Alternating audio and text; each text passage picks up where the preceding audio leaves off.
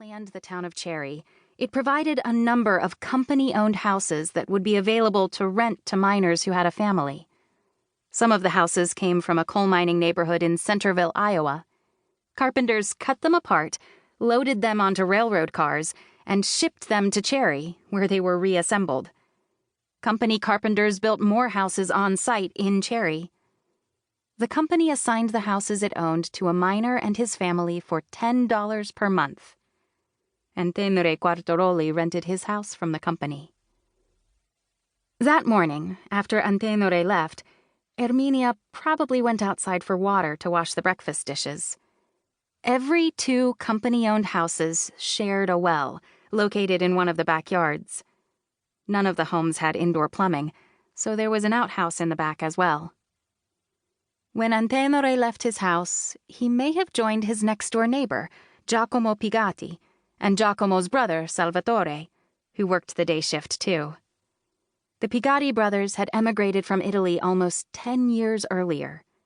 Giacomo was proud that he and his wife, also an Italian immigrant, owned their home in Cherry. Like most houses in town, the Pigattis did not have electricity. The family lit their home with candles and kerosene lamps. Rosalie Pigatti cooked on a coal-burning stove that also heated the house. Unlike the Quartarolis, the Pigattis, and other homeowners, had their own well. Several blocks away, 14-year-old Albert Buckle and his older brother Richard were on their way to the mine. Like Selina Howard, Albert and Richard's mother Mary had signed special certificates for them, one a few years previously for Richard, and another recently for Albert. The boy's father, Otto, had been a blacksmith employed at the mine. Since his death several years earlier, the boy's wages were crucial for the family's survival. Alex Norberg was on his way to the mine too. As an assistant mine manager, Norberg regularly checked with the miners under his supervision to make sure the work was running smoothly. When Norberg had started working at Cherry Mine, he commuted from a nearby town. But the year before, his family had moved to Cherry, renting the house next door to the one owned by his brother-in-law, Ike Lewis.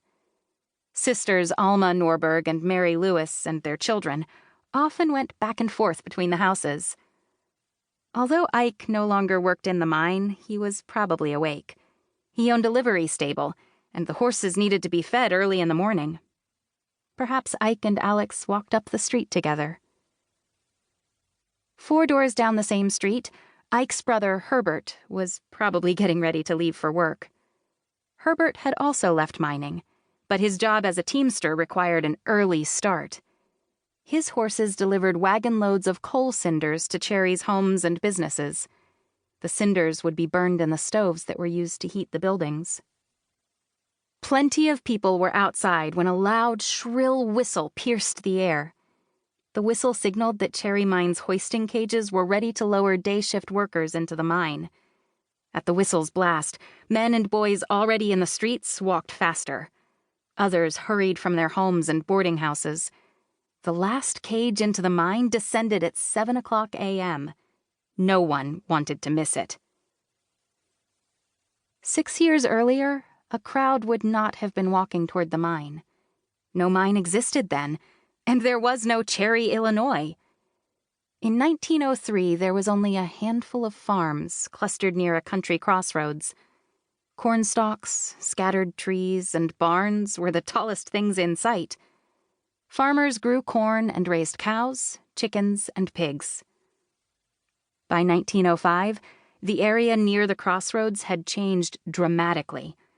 Within months, the town of Cherry seemed to spring out of nowhere. Houses like the Love, Howard, and Quartaroli homes lined newly scraped dirt roads. Business lots along wide Main Street were selling like hotcakes. There was a general store that sold groceries and a selection of many other items. By the time Cherry was 7 weeks old, its population had grown to 600. Town planners predicted Cherry would have 1,000 to 2,000 residents within 2 years. By 1908, more houses had been built. More families moved in. More stores, selling groceries, meat, hardware, and clothing, opened.